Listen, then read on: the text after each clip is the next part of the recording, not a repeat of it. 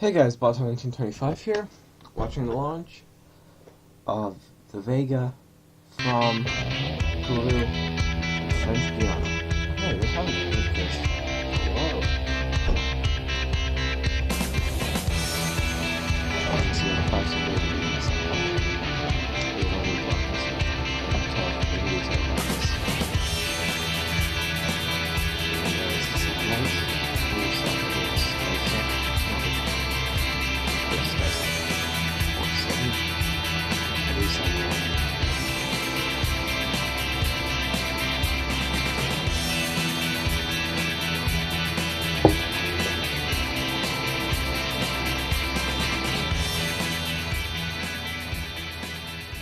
Greetings, everybody, wherever you may be, and welcome again to Kourou, the home of the Ariane family, for today's live broadcast of Arianespace's 7th flight of Vega.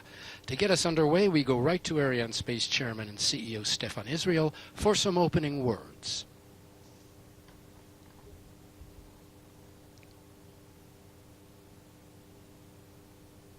I think you're having an audio problem. I think it's definitely not me.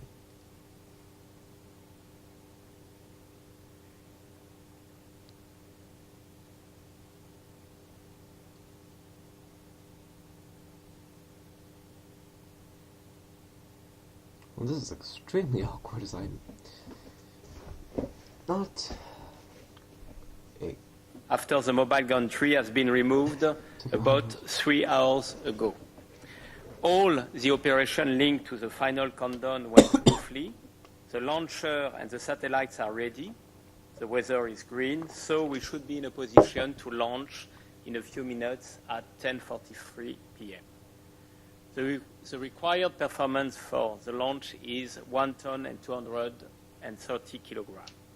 Vega will head towards the north to separate the satellites on 2 sun-synchronized orbits, inclined at 97.4 and 98.2 degrees with respect to the equatorial plane, with altitudes of 500 kilometers and 675 respectively. We will have first the separation of the Skysat 427 after 40 minutes, and then Perusat-1 will then separate after 1 hour and 43 minutes. So our launch is now just a few minutes away. Go Vega, go Perusat-1 and Skysat, and of course, enjoy the show. Thank you very much. Okay. Why is every kind of space company Joshua Jample here, a mission for the Americas tonight, both north and south. Some firsts, a new customer, Terabella, and we're launching the first Earth observation satellite for Peru. Some numbers: the 5 satellites are the 17th, 18th, 19th, 20th, and 21st to be launched by Vega. We're launching the 541st satellite for Arianespace on this, our 279th mission. It's an Earth observation charter. Total mission time, 1 hour and 43 minutes, including a break in the broadcast of 50 minutes at 45 minutes after liftoff. As Vega waits patiently on the pad, we are inside the Jupiter Mission Control Building, coming to you, as always, live here at the heart of the Guyana Space Base. Jupiter's the center of all the action, and plenty of it coming up, so don't go away. Inside Jupiter, we're here with our invited guests, the VIPs, and our customers. Vega is used for small satellites. By small, we mean smaller than those carried by Ariane or Soyuz, the other members of the Ariane family. Vega is used for satellites in the 1 to 2 ton class, sometimes even smaller, like tonight. She stands 30 meters tall, 4 stages, solid and liquid propellant systems on the vehicle. The first 3 stages run on solid fuel, the 4th on a liquid propellant system. The 4th stage is also reignitable, which is important, and we'll see that in action. Our passengers weighing in tonight at roughly the same mass, 430 kilos for Perusat, the lower passenger, and 110 kilos each for the 4 Skysats. And we can say passengers in the plural because, unlike most smaller vehicles, Vega can launch multiple payloads. Going back in Jupiter, we're going to set the scene for you by introducing some of the key players who make the mission happen. Beginning here, this is the Arianespace High Command, the Flight Directorate. Roland Lagier, you saw, Chief Technical Officer. With him, Bruno Gérard, head of Arianespace Kourou Facilities. And Stefan Israel will be making his way back from his opening speech. He'll be heading up the team. Should anything unexpected arise, these men will be on the phones. Our first film coming up for you now, an interview with Giulio Ranzo of Avio, prime contractor for Vega.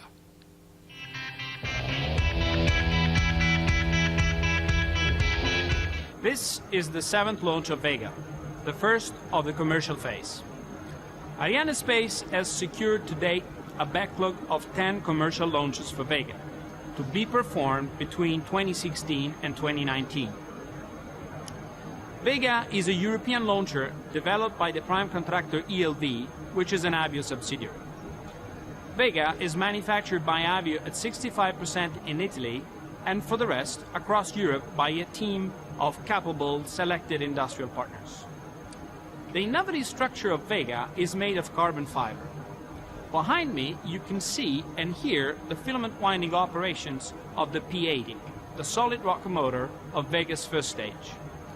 This is only one of the high technological activities we carry out at our premises in Colleferro near Rome.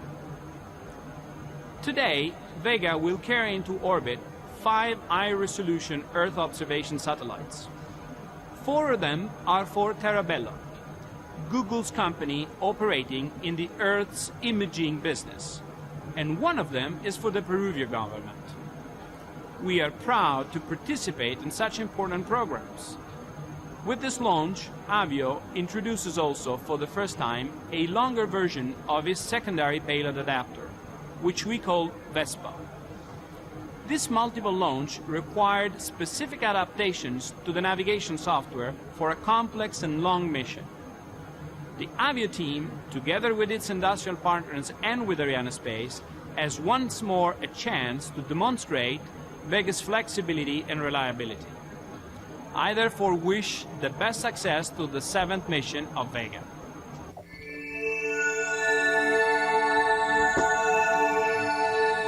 That's the first time I've ever heard them give a speech. What else do you need to know for the launch tonight? Well, there is no launch window. Perhaps you noticed that. This is because we're going to deposit the passengers directly on their orbital slots. The Skysats are going to join an already existing constellation. Some of the Soyuz flights also operate without a launch window here from the space base. Up next, a film on the launcher campaign. You can see how Vega was put together for her mission tonight.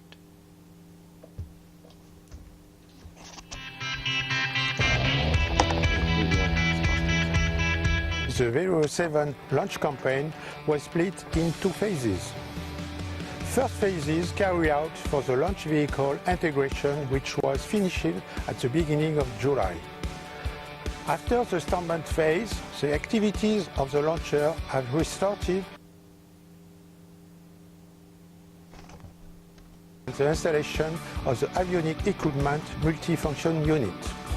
Perusat-1 landed at Felix Eboué Airport on the 5th of August. It was transferred directly to the F3B building.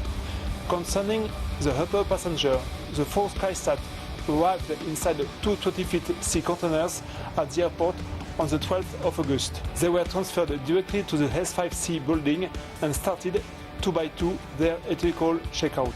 On August the 24th, the 4 satellites completed all the tests and filling operations. After the flight meeting on the adapter, Perusat-1 was assembled inside the Vespa, the dual launch structure similar to the Silda for Ariane 5. On Skysat side, the 4 satellites were integrated one by one on a specific structure called SAS. Then they were transferred to the S3B building using the CCU-3 and assembled on the top of the Vespa. The specificity of the Vega 7 launch campaign was the operation associated to the stack assembly of the upper part of the launcher with the first use of the Vespa Plus structure, Perusat-1 inside, and the matching of the second payload's 4th Skysat on the Vespa Plus top with a specific specialization systems with a small electrical motors activated in flight by thermal battery. The loading of the fourth stage Avum with the Sorab fluid propellants and TO, Demash and hydrazine was performing. The day after, the Vespa and the fourth Skysat were encapsulated by the fairing.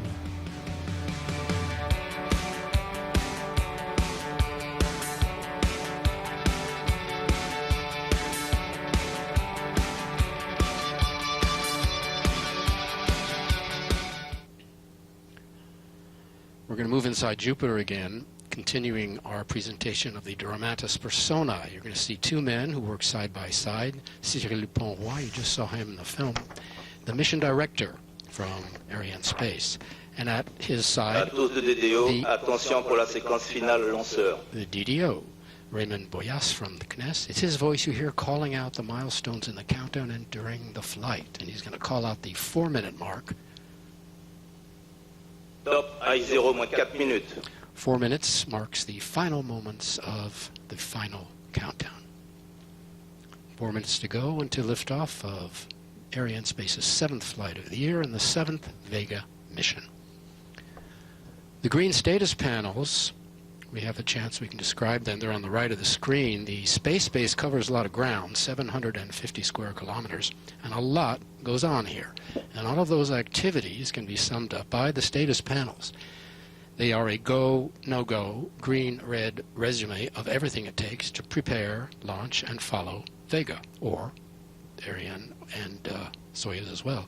Green means okay, red means the opposite. It's very simple. We get a red in any of these areas, any of those bars, we stop the countdown.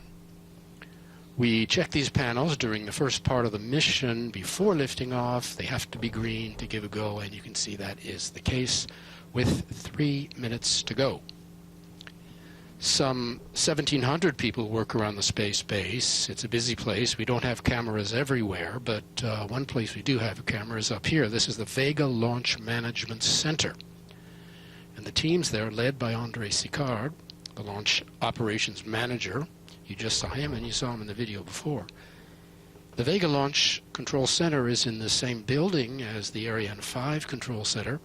Overall mission control is provided from here in the Jupiter building for all flights. The Launch Control Center is about 14 kilometers away from us here in Jupiter, and the men and women you see are only 3 kilometers to the pad. They're much closer, but they are protected inside a blockhouse with walls 1 meter thick. Right now, these teams are monitoring all the operations leading right down to liftoff. Once Vega leaves the pad, their job is done. There are hundreds and hundreds of parameters for them to check. Basically, what's happening is power is passing from the ground, which controls everything now, to the onboard computers, which will control everything after liftoff. Arianespace, with its family of 3 launch vehicles, Ariane 5, Soyuz, and Vega, the only launch services provider able to handle all missions, all orbits, and all sizes of satellites.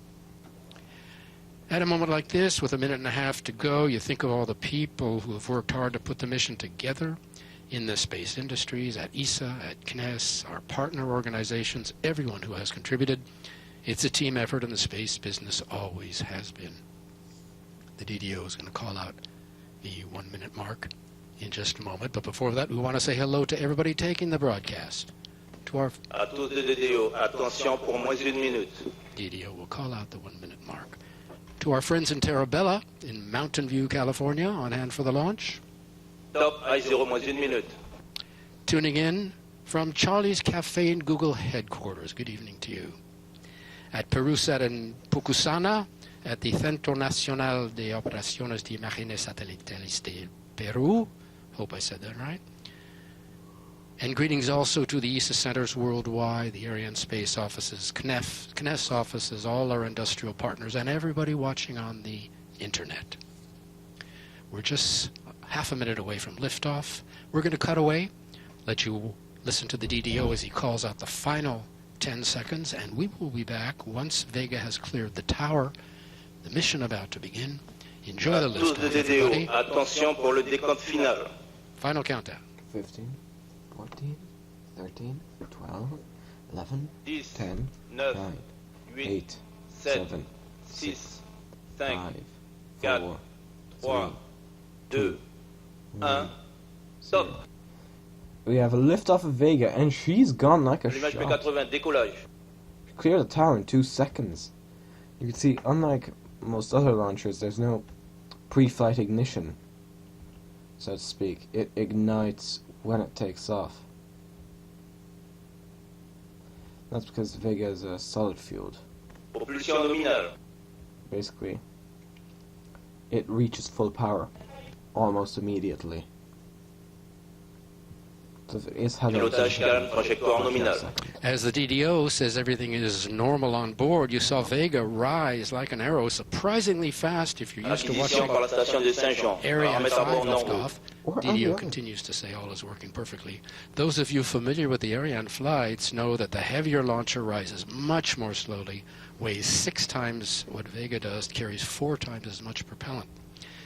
Vega lifting off perfectly. Tous les paramètres à bord sont normaux. French Guiana beginning her 7th mission, weighing at liftoff 138 tons. That's a lot. The first stage is burning now. It weighs 97 tons. 88 tons of Trajectoire that nominale. are fuel. Most of any launcher's weight is propellant. The first stage burns its single engine for about 2 minutes before being jettisoned. The first stage is produced in Colleferro near Rome, then delivered to the French Guiana plant here where it's loaded with fuel, then transferred to the booster integration building. You saw some of that in the video on the launcher campaign earlier. And what are the satellites doing right now, you are asking? Well, that's a good question. They are sitting quietly on top of the launcher, enjoying the ride, getting ready to go to work. They were disconnected from external power about 30 minutes before liftoff and are now running on their own batteries. Right, cut off and SEP. There, looks Préparation that was extinction so pour for l'héritage beautiful. P80. You actually see lower stage. Lower stage is also called P. Allumage deuxième étage Z23. And we've had confirmation of separation of the first stage and ignition of the second stage. All is going right according to plan. We're in the second stage burn. The second stage, called the Z23, Z for Zefiro, burns its solid rocket motor for 86 Oh, hey, this seconds. is high Again, if you're quality keeping now. score on the mass and fuel numbers, Propulsion nominale. its weight 25 tons, its fuel 23 tons. Vega is launching north tonight towards a polar orbit. In this orbit, satellites are often used for global mapping and Earth observation. It's a sun-synchronous, heliosynchronous orbit. The satellite passes over the same part of the Earth at roughly the same time each day, but on a different plane, eventually covering the entire Tous les surface paramètres à bord sont normaux. of the planet. They call it a ball of yarn type of orbit, if you can imagine that picture. I think This the orbit thing is take a- used for satellites that, of course, need constant sunlight to take quality pictures of the planet. And most Earth observation satellites are on similar orbits, Propulsion much nominale, lower, trajectoire nominale. lower than the geostationary orbit used by telecommunication satellites, the kind launched by Ariane. For those kind of orbits, we launch to the east across the Atlantic. Tonight, we're going north. On the bottom left of the screen, our altitude, coming up on 120 kilometers, leaving the atmosphere. On the right, our speed, approaching 4 kilometers per second. We're awaiting confirmation of the second stage. Séparation du deuxième étage Z23. And there it was, right on time. Second stage is separating, and ignition of the third stage. Vega, V-E-G-A, means in Italian Vettore Europeo di Generazione Avanzata, or Advanced Generation European Vehicle. Wow, that's actually Fairing separation coming up next. Allumage. Largage coiffe. Allumage du troisième étage There we are. You Z23. see, the fairing is blown away by a very controlled explosion. You saw the two halves leaving exposed to the elements the 4 Visibilité Skysats, Galio. which are the blue boxes just on the So right please note, of your screen. We can I think separate the 3/4 fairing now of- because of the we're out of the vehicle's atmosphere. weight's The gone. passengers now are getting their first taste of space. The fairing protects the passengers from the jolts and the pressures and the slings and the arrows of Earth's atmosphere. So we don't need it anymore. We can get rid of some weight. The upper passengers, Skysats, on the right of the composite. A word now from Alexander Delano of Arianespace on Vega's mission tonight.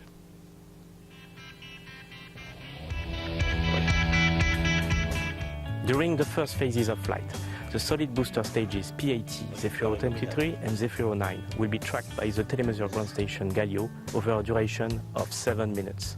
Due to safety aspects, these 3 stages will re-enter in the seas. The last stage, integrating a liquid engine named AVUM, will reach a transfer orbit after a first boost duration of 6 minutes. This boost will be tracked by Bermude and Canadian Saint-Hubert ground stations. In order to make the first SSO orbit circular, a shorter second boost of 2 minutes will occur under South Korean Jeju station visibility after a long intermediate ballistic phase of 24 minutes. Once the targeted orbit reach, the 4 Skysat Gen 2 will be released one by one. For the second part of the mission, the upper composite of the carrying structure named Vespa will be separated, and a third AVUM boost will occur under Australian Lunacia station during 47 seconds in order to start the target 700 km SSO altitude. After one Earth rotation, a fourth AVUM boost will be foreseen over a duration of 45 seconds and ground tracked by Bermude. Perusat-1 will be then released after 103 minutes of flight. We are coming up on acquisition of Vega's signal by our first tracking stations on the ground. They are located here in French Guiana. The first is at Galio, that's just behind Jupiter here. The second is at Saint-Jean-de-Maroni. It is a mobile station used for Vega missions as an extension of the Galio facility. Z9. And the DDO is called out separation of the Final third stage. Waiting for ignition of the first upper stage burn. That's going to come in about 2 minutes. Saint-Jean-de-Maroni, as I was saying, a mobile station used for Vega, tonight installed about 200 kilometers west of here. Both Galio and Saint-Jean have seen the pre-launch sequence and liftoff up to the third stage separation.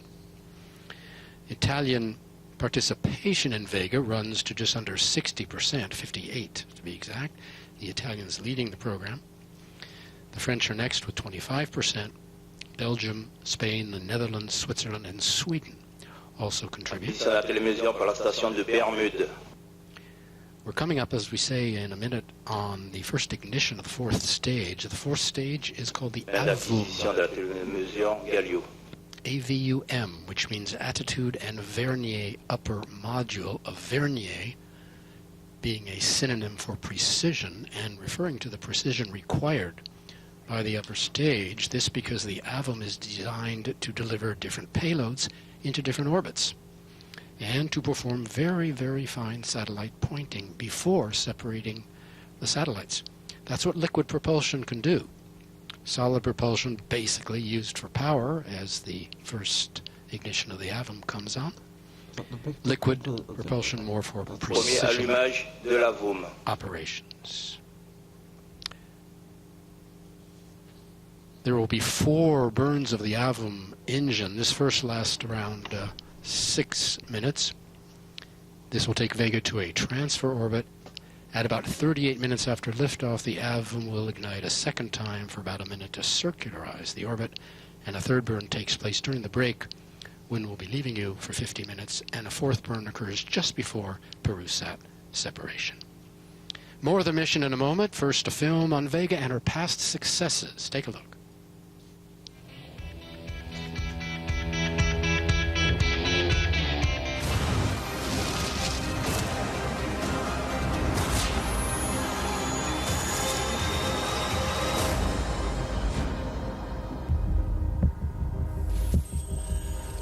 Allumage, premier étage, décollage.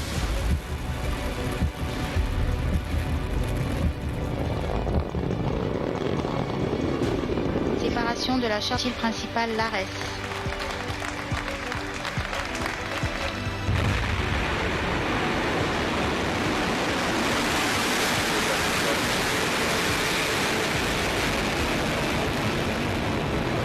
Séparation probabée.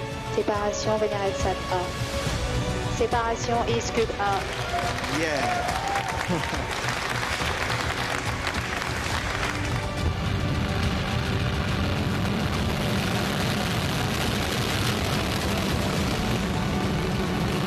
Séparation du satellite Skysat 1.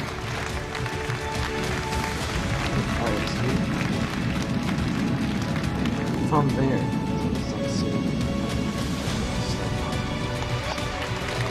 Séparation XV.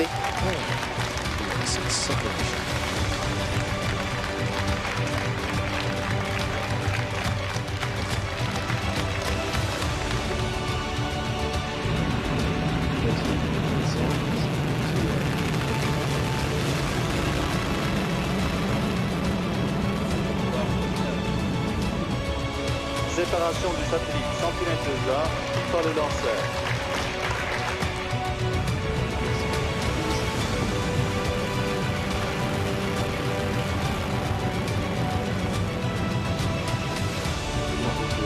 Séparation de l'ISA Pathfinder vu par le lanceur. Separation of the ESA Pathfinder satellite.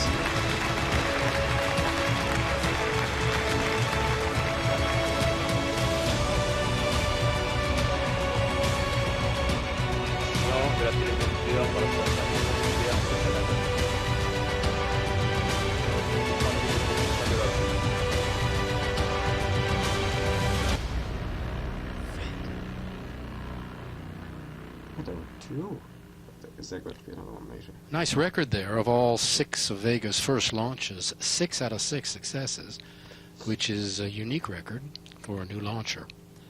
And while you were watching the film, we were picked up by our tracking station in Saint-Hubert in Quebec.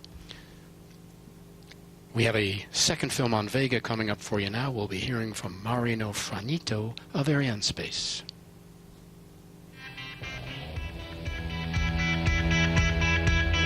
Vega has carried out 6 successful launches since its arrival in the Arianespace family.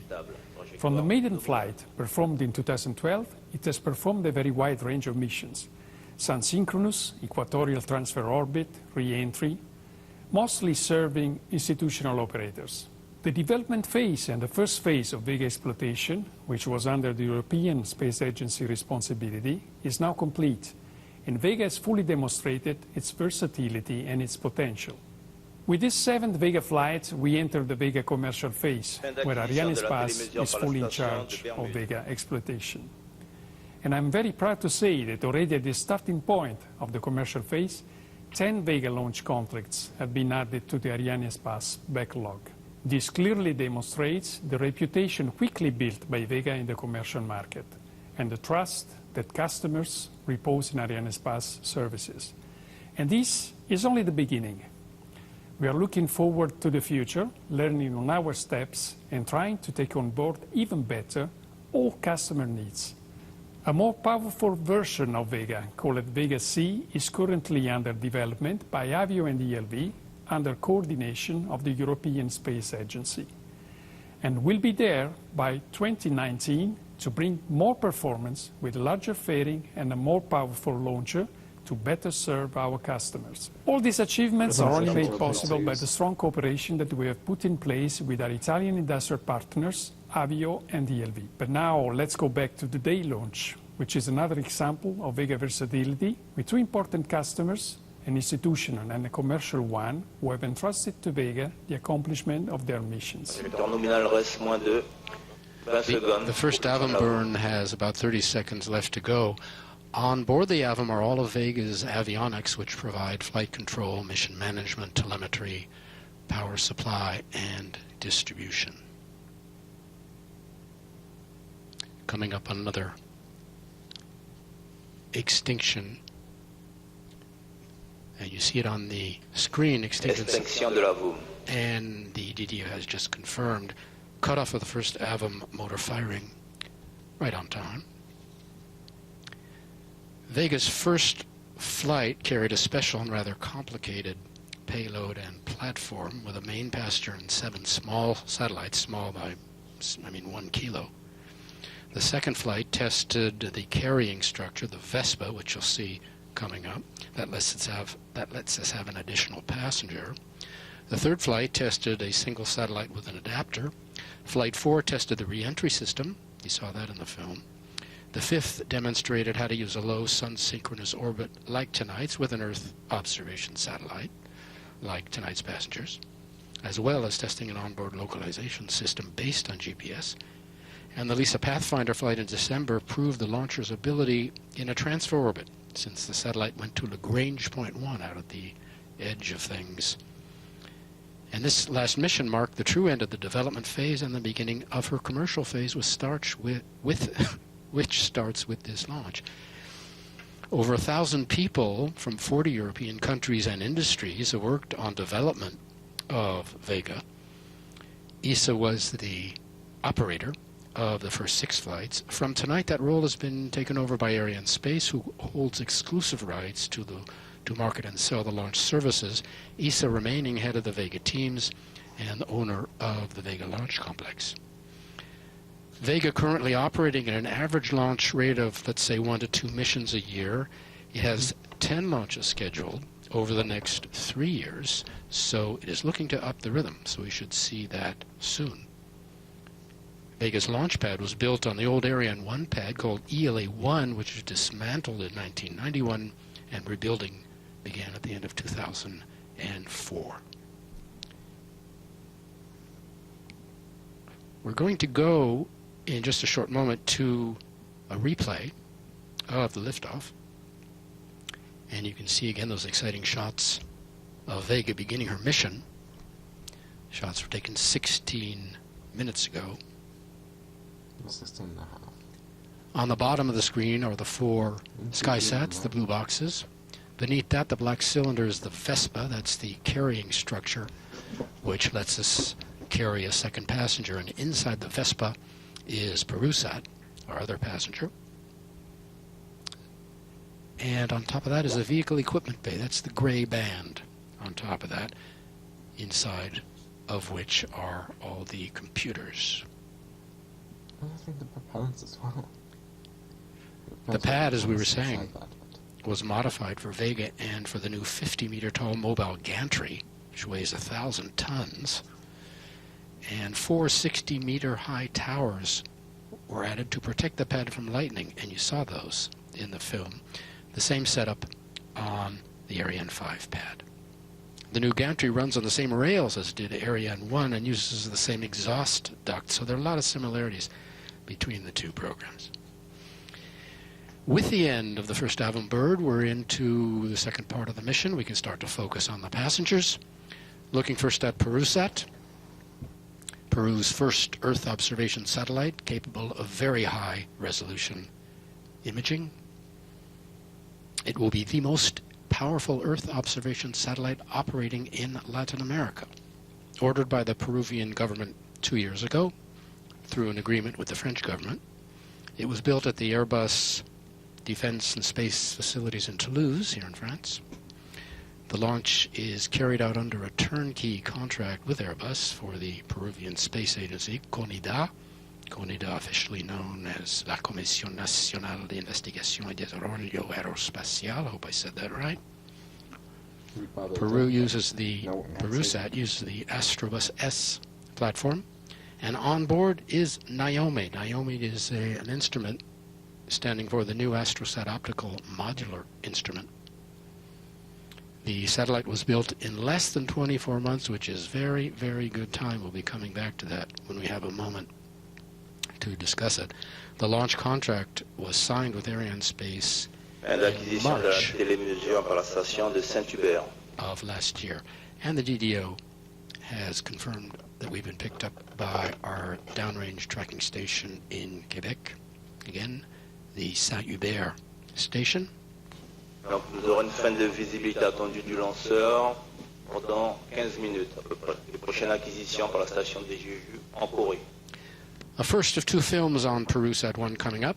Back with more after this look at the Peruvian satellite. Hence Perusat.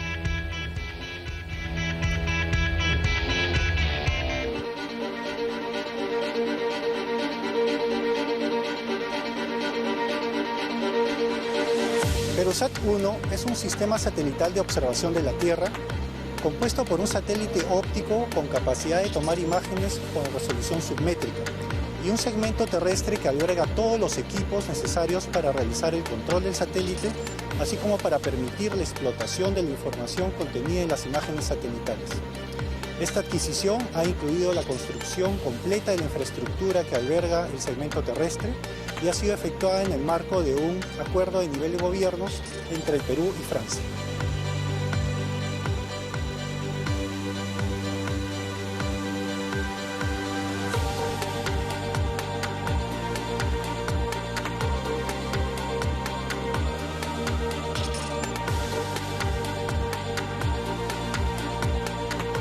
Mi país es un país bastante extenso, tiene más de 1 millón de kilómetros cuadrados de extensión e ingentes cantidades de recursos naturales.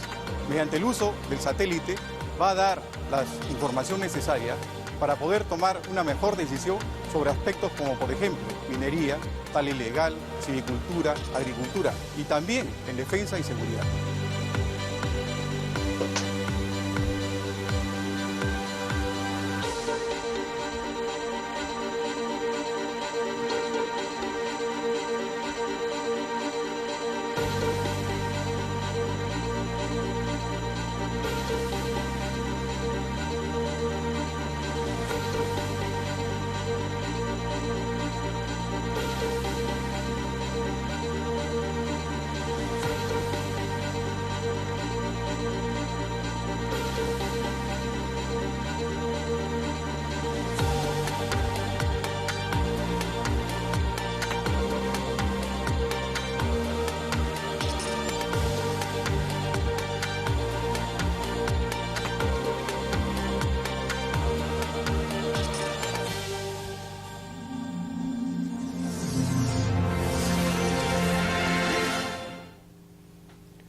Continuing our look at our lower passenger Perusat.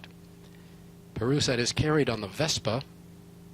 That's the Vega dispenser system, standing for Vega Secondary Payload Adapter. Again, that's the black cylinder in the middle of the screen. It will deploy 2 solar arrays and go into a sun-synchronous orbit at 675 kilometers altitude and then operate at 695 kilometers to take pictures of the globe with its silicon-carbon optical instrument at 70 centimeters resolution, under 1 meter. It will also provide 2-meter resolution images in 4 other wavelength bands. Perusat will support Peruvian government activities in emergency management, territorial planning, also oceanography, fisheries, forestry, climate concerns, and agriculture. Perusat is the 115th Airbus Defence and Space satellite to be launched by Arianespace, and the 101st Airbus-built main passenger to be launched by Arianespace. There are another 13 satellites, yes, in the Arianespace order book from Arianespace Defence and Space, yet to be launched. Airbus Defence and Space. Curious note about Vega's name. You remember we mentioned Vega was also the name of a series of unmanned Soviet missions, you may remember this, to Venus and to Halley's Comet back in 1986. Oh, yeah. Many European countries were involved, including France. Those Vegas were twin sister ships built by, can you guess who? Built by Lavochkin, who are the same people who built the frigate upper stage on the Soyuz vehicle. Vega's history, quite interesting. She grew out of an early U.S. missile called the Scout. As promised, our second film on Perusat, you'll find out what her first maneuvers will be after separation.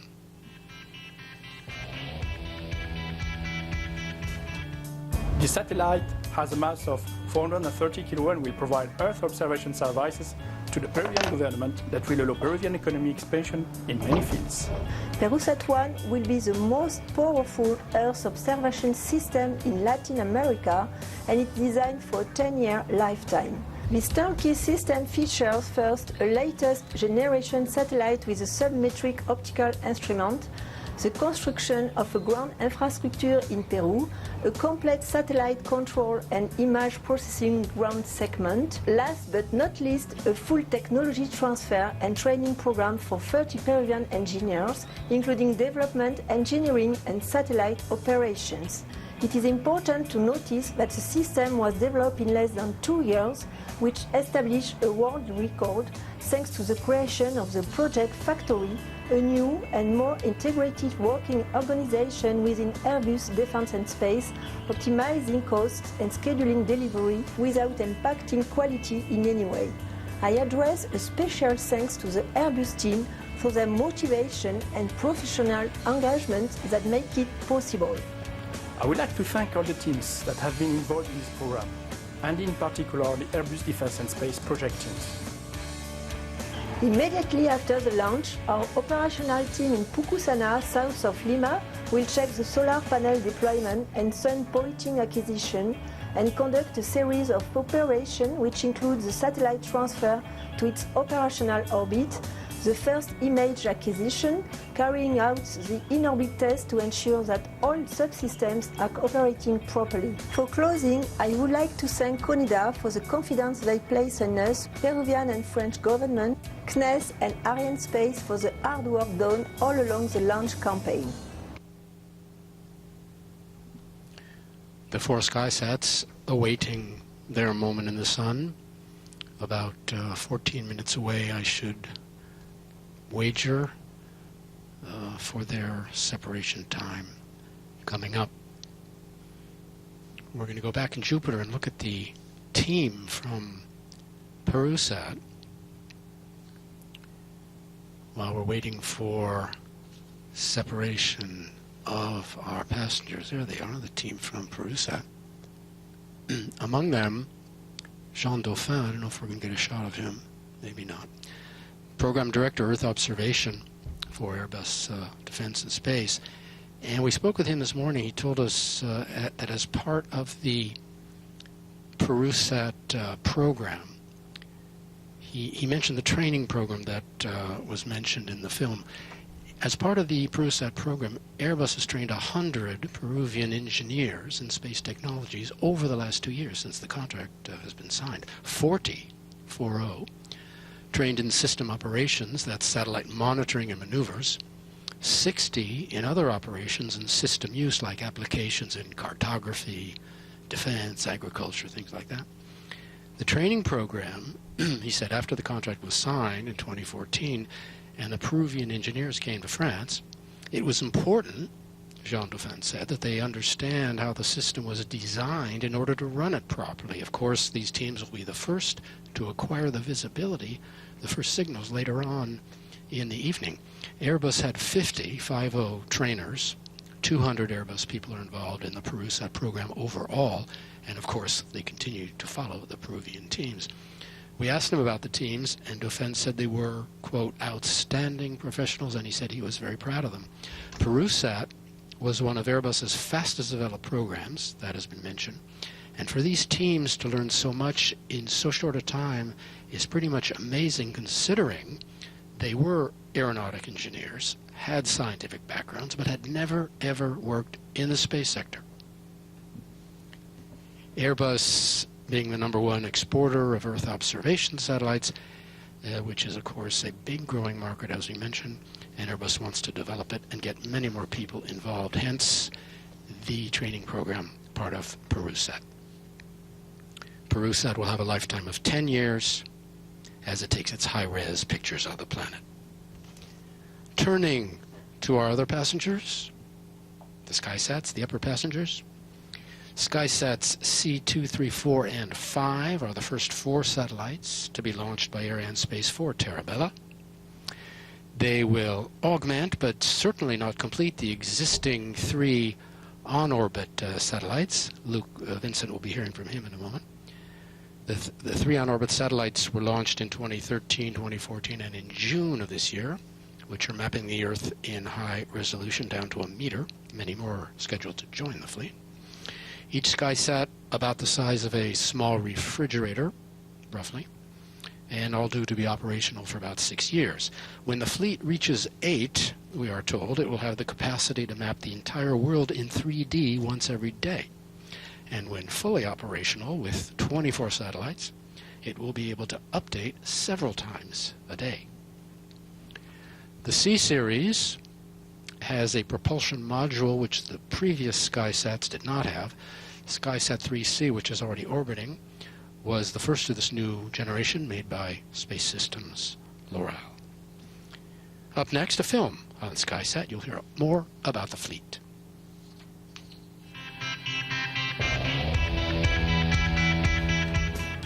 Hi. For the 7th launch of the year, I'm proud to welcome Terabella, a US commercial operator of Earth observation satellites and a new customer for Arianespace. The entire Terabella team is very excited to conduct our first multi-satellite launch on a Vega rocket out of the CSG. This will be the latest and largest step towards deploying the constellation of sub-meter imaging satellites that was first envisioned in 2009 by a group of 4 Stanford classmates. Since then, we've launched 3 satellites individually and are now thrilled to more than double the size of our constellation with a single launch. In fact, the launch of 4 Skysats aboard this Vega rocket gives Terabella the largest commercial constellation of sub-meter imaging satellites ever. Our constellation will operate in a polar LEO orbit, collecting imagery of hundreds of the world's economic centers with unprecedented revisit rates. This will allow us to search for patterns of change in the physical world to help address global economic, environmental, and humanitarian challenges. We would like to thank all of the teams that helped make this launch possible. We've had excellent partners in L3SSG, ECAPS, and in particular SSL, who's worked with us hand in hand, literally day and night, to prepare the spacecraft for this launch. We'd also like to thank our partner and co-passenger Perusat-1 and the teams from Airbus Defence and Space and Canada for their cooperation on the campaign. Last but not least, thank you to Arianespace and a fantastic Vega launch team for their hard work and a smooth campaign at the CSG. Onwards and upwards. I have to say that it has been a great pleasure to work with Terabella project team. Their pragmatic and efficient approach all along the program have allowed us to achieve our goal of launching the Skysat satellites as early as possible. Thank you, Terabella, for your confidence, and we hope to launch more satellites in the future. Long life to Skysat satellites. Terabella's original name, Skybox Imaging, founded in 2009, acquired by Google 2 years ago. The satellites were designed by Terabella and built by SSL, Space Systems Loral, in nearby Palo Alto, California. SSL building a range of Skysat Cs, helping Terabella grow the constellation. And tonight's passengers all use a dedicated bus and are the 55th, 56th, 57th, and 58th SSL satellites launched by Arianespace. A word on the base, which we left half an hour ago. The French chose French Guiana as the site for its new launch base when they wanted to build back in 1964. It's an interesting story. There were 14 possibilities, including Australia and even Scandinavia. Kourou got the nod because it offers certain key advantages, which they found essential to launching. Number 1, a large opening on the ocean to make possible flying both north and east for polar and geostationary orbits. They also wanted a low population density. I think a little over 200,000 people live in French Guiana. Again, this is for safety reasons. Most of the nation is Amazon forest. Nearness to the equator allows a launch to benefit from the Earth's rotation to get more quickly into orbit. They call it the slingshot effect. Here in French Guiana, for instance, Soyuz can offer 50% more lift than its other base in Kazakhstan, in Baikonur. They also were looking for a place that had no hurricanes or earthquakes, as can strike other parts of the world. And finally, they were looking for nearby hills where radar and telemetry facilities can be installed to easily follow the launcher during her trajectory. And they found all these here in French Guiana. You will shortly hear the DDO call-out confirmation of acquisition of the launcher's signal from the station in South Korea. Acquisition de la télémesure par la station de Jeju. Called Jeju, excuse me. Jeju sees the second atom burn and the Skysat separation. What's left of the composite is the Vespa. Inside the Vespa is Perusat and the vehicle equipment bay. All of Vega's trajectory has been designed to be followed from the ground. As we mentioned, the launcher is sending radar and telemetry back, and all these stations we've been talking about is keeping constant watch on the health of all her systems, sending back telemetry, which is launch vehicle data, information on thousands of parameters being collected and transmitted to the ground stations every second, indicating the health and performance in flight. Now remember, we were talking about nearby hills being important for launch bays. Well, along with Jupiter and the Launch Management Center, which we saw, there's a lot going on right here. This is the CVI, the Real-Time Visual Center. These buildings are located just behind Jupiter here in Kourou, and their facilities are atop a hill called the Montagne des Pères, the Mountain of the Fathers. Now here the teams are analyzing the data, the telemetry as it comes in from the ground stations along Vega's flight path. These data are then treated to reconstitute the entire mission, and after that the entire flight is recreated in figures from liftoff to well after satellite separation, and then analyzed again in delayed time. We mentioned Vega's trajectory is designed to be followed from the ground, but it sometimes happens that it is not completely 100% covered by the ground station network. This is a normal occurrence, and we compensate for it, and I'll tell you how in just a minute. But first, the engineers say they're expecting 4 periods of non-visibility. There's 45 seconds between the Galileo and Bermuda stations. There's 15 minutes between Saint-Hubert and Jeju. Another 5 minutes between Jeju and the Australian station in New Norcia, and then another half an hour between New Norcia and the second Galileo acquisition on Vega's second overflight. This happens sometimes. The ground stations suffer a brief telemetry loss due to the launcher's position. Again, it's quite normal. We do not lose the information because it's stored on board. In the vehicle equipment bay is something called the Central Telemetry Unit. And inside that is something called mass memory. Now, the exact times and durations of the signal loss are programmed into this unit before the flight, and the unit is programmed to record the data it would normally be sending down to the stations on the ground. It's also programmed to start sending the data when the signal has returned. So that's a lot going on up on the onboard computers in Vega. As we wait for the second AVUM fourth stage ignition coming up in under a minute, a reminder that the CSG, the world's only dedicated commercial space base, Arianespace operating and marketing the launcher family, Ariane 5, Soyuz, and Vega. 11 launches are set for this year. We flew 12 missions last year, which was a record. This year we have already launched 4 Arianes, and there will be 7 Ariane flights in all before the year is out. 2 Soyuz have already flown, and this is the first of a pair of Vega launches for 2016, with the second set for December. Less than 3 minutes to go until separation of the 4 Skysats.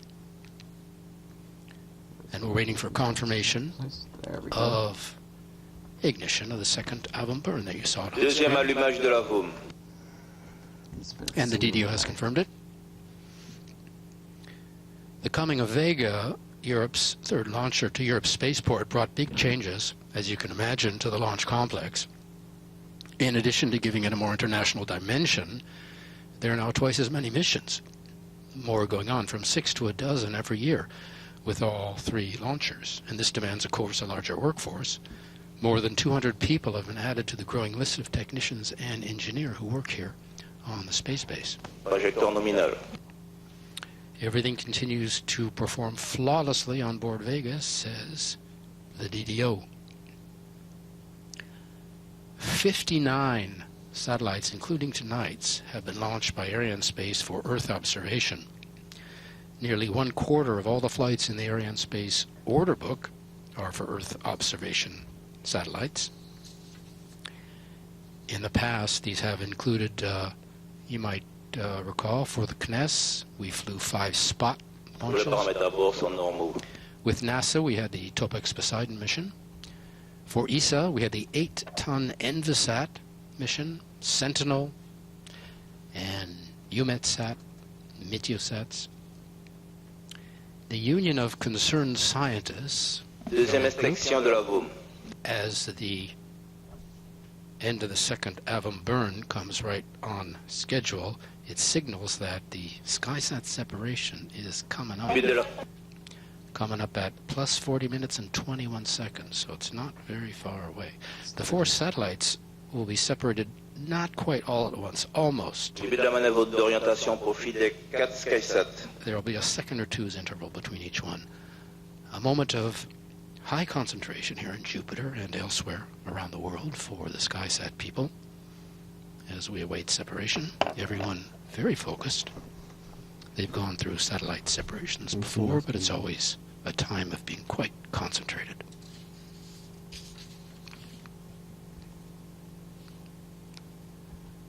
Séparation des 4 Skysat. And right on time and right on schedule, confirmation of separation of our first 4 passengers, the Skysats. You notice the people here in Jupiter very politely holding their applause because the mission is not over. Although the men from Terabella very happy. We have yet to release Perusat, remember? This will come later at plus 1 hour 42 minutes. So hang on. Congratulations to the Terabella people, whose work begins now on the ground. We'll be having news from the satellite shortly as she begins her early orbit phase maneuvers.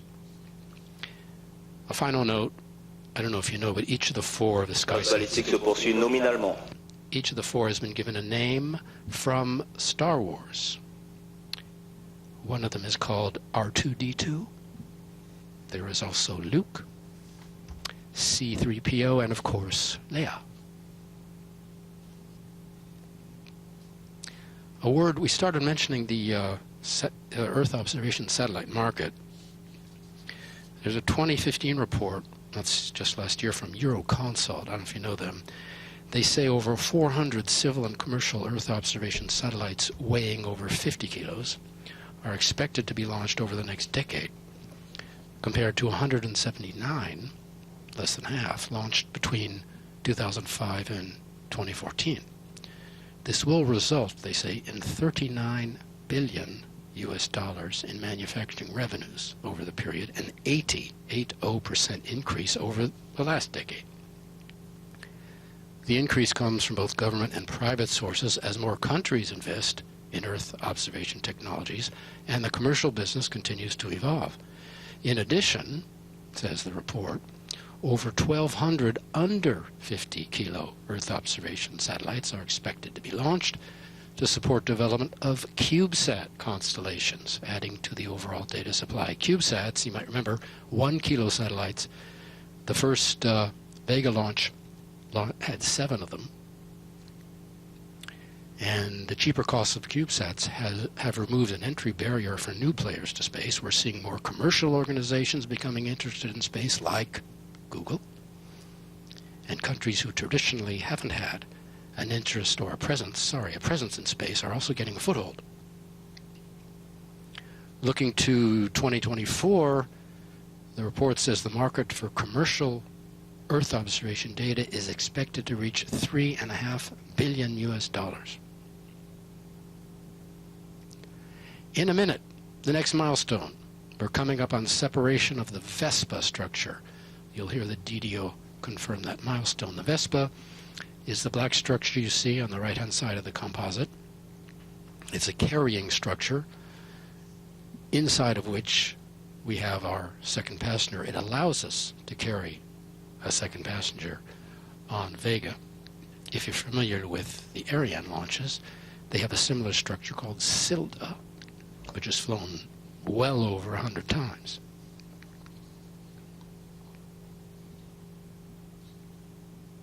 Waiting for Vespa separation, and then we will see Perusat exposed to the elements, and then after that we will say a momentary goodbye to you at plus 45 minutes, right after the Vespa separation.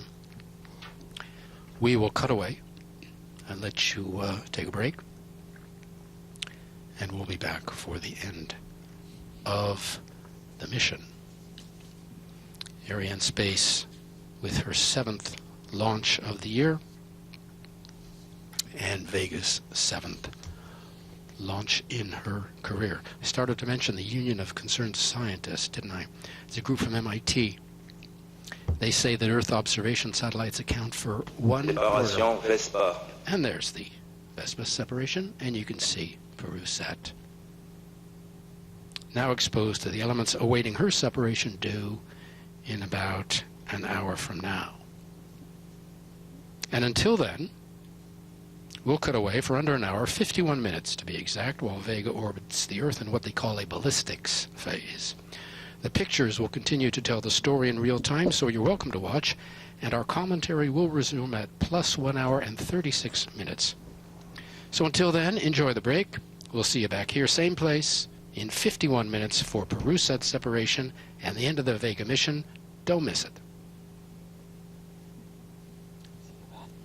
We hope you enjoyed the interlude and continued to follow the progress of Vega, still carrying Perusat, of course. She has continued to perform perfectly. All is well on board, and we are 6 minutes away from separation. If you just joined us, the story so far, we had successful liftoff of Vega on time at 22:43 local here in Kourou, 3:43 a.m. in Europe, 20:43 Lima time, and 18:43 on the U.S. West Coast. The first, second, third, and fourth stages all burned perfectly. And at plus 40 minutes and 21 seconds, we had successful separation of our first passengers, the 4 Skysats.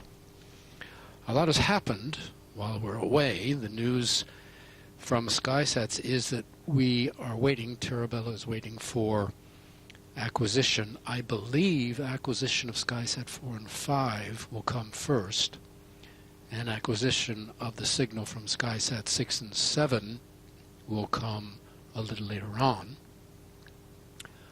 Also during the break, we had the third AVM burn, the AVM upper stage, the fourth stage.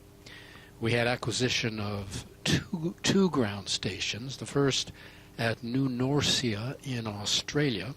That's the first ESA, the European Space Agency, deep space ground station. Then we were picked up, the signal was picked up here at Galileo again, here at the space base, because Vega made a complete orbit of the Earth and was picked up by our station here for the second time.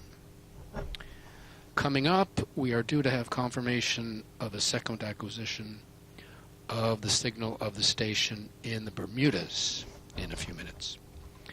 Some replays again, coming from the several observation sites. You can see the 4 towers, the lightning rods, which we mentioned earlier, set up just like the Ariane 5 stations. We have cameras, as we mentioned, at most of the observation sites. I think there are about half a dozen of them around the base. They record the liftoff from different angles. The VIPs and the invited guests sometimes go out there. Some of the sites, including one just nearby the Jupiter building here, you probably passed it on the way to and from the hotels, are full of local people and other interested spectators who assemble to see the launch. Others line the beaches where the view is also very, very good. On your next trip to French Guiana, try and take in a launch. I guarantee you won't regret it. The composite, what's left of the composite, is on the left. You can see Perusat, the blue and gold box, awaiting separation in about 4 minutes, 3 minutes. And beneath that is the vehicle equipment bay. There's the Perusat team, waiting, like the rest of us. The Jupiter Mission Control building, as we mentioned, the nerve center of the space base, the brain of all the launch operations. The workstations are staffed by 3 teams in charge of the launcher, the satellites on the base facilities. The room's divided in 2 parts, as you saw. There's the control center with the operations wall screen behind. The DDO has just confirmed that we have been picked up by the Bermuda station. In just a minute, we're going to have the 4th AVM burn ignition. That'll be at 1:41 and 20 seconds. And the DDO course will call out that milestone. I think while we have time in between the two satellites, we can go to the quiz question. Quiz question. Are you ready? Arianespace Vega quiz question number 7. See if anybody at ESA or Arianespace or CNES can get this one. Waiting for the 4th Avon burn ignition to start. The DDO will confirm that.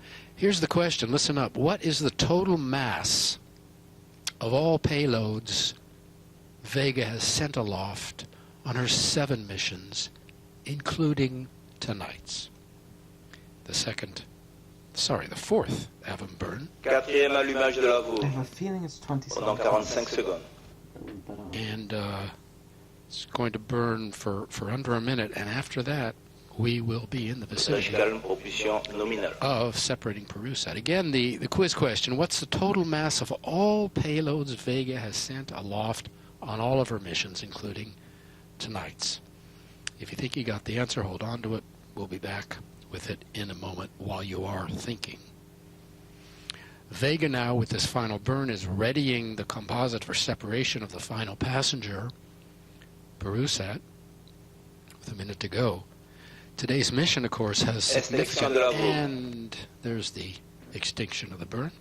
Today's mission has significant repercussions on the future of Earth mapping, as well as for the nation of Peru, and for Terabella. And Arianespace is proud and happy to play a part. Début d'orientation profil du satellite Perusat-1. Coming up on separation of our remaining passenger.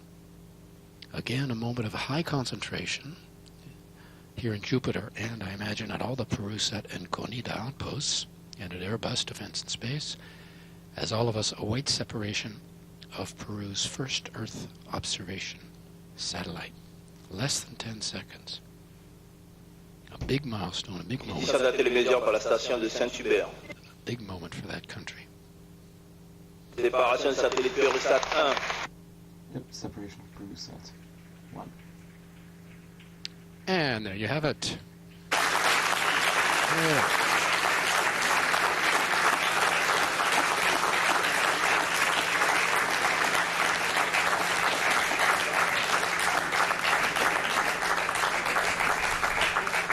The applause erupted here in Jupiter. I haven't seen that in quite a while. The final good news, rounding out the evening, Vega has successfully separated her last passenger, Perusat-1. You see the flag.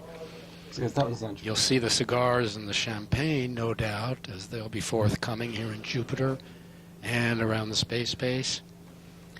Meanwhile, Perusat teams will be getting down to work. For the moment here, all smiles and handshakes as the various teams enjoy the fact that their satellite has made its way away from the mother. So as that was the launch of Perusat 1 and Skysat 4-7 atop an Arianespace Vega launch vehicle. I'm Bot 25. Goodbye.